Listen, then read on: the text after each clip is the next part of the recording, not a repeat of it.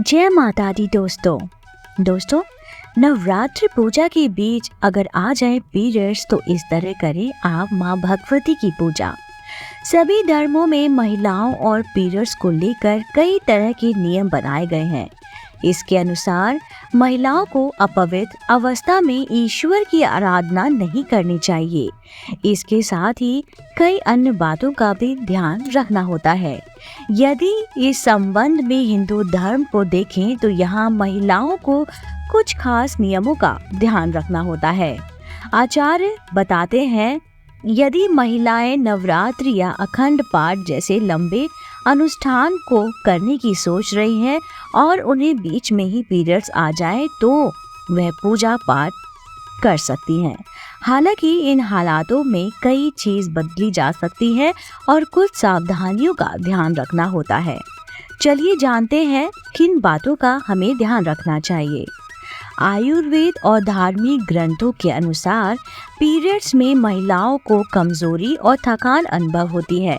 ऐसी स्थिति में बेहतर होगा कि वे व्रत ना करें, परंतु यदि कोई सक्षम है और उन्हें इस तरह की समस्या नहीं होती है तो वे आसानी से व्रत रख सकती हैं। बहुत से लोग मंत्र जाप को लेकर भी प्रश्न पूछते हैं। इसका स्पष्ट उत्तर नहीं में दिया जाता है। पीरियड्स के दौरान महिलाओं को माला लेकर या फिर आसन पर बैठकर मंत्र जाप नहीं करना चाहिए। वे चाहे तो इस दौरान मंत्र का मानसिक जाप कर सकती है, यानी कि मन ही मन मंत्र का जाप कर सकती हैं। पीरियड्स के दौरान देव प्रतिमाओं का स्पर्श नहीं करना चाहिए। देवताओं को छूना या स्पर्श करना निषेध माना जाता है।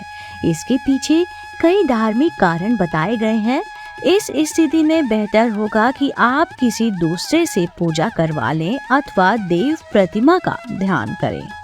यहाँ आपको बता दें कि योग शास्त्रों में भी मानसिक ध्यान को बाहरी कर्मकांड और पूजा से उत्तम बताया गया है।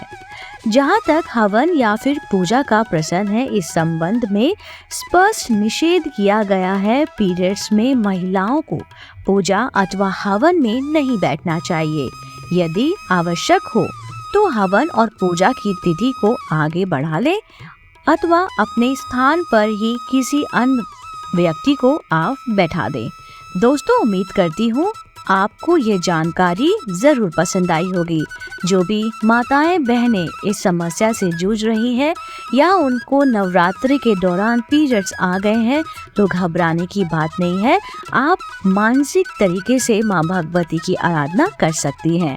दोस्तों, इसी के साथ मुझे इजाजत दीजिए। मैं फिर से उपस्थित होती हूँ इसी चैनल पर नई रोचक जानकारी और कहानी के साथ। आप देख रहे थे आपका अपना पसंदीदा YouTube चैनल आध्यात्मिक कहानियाँ।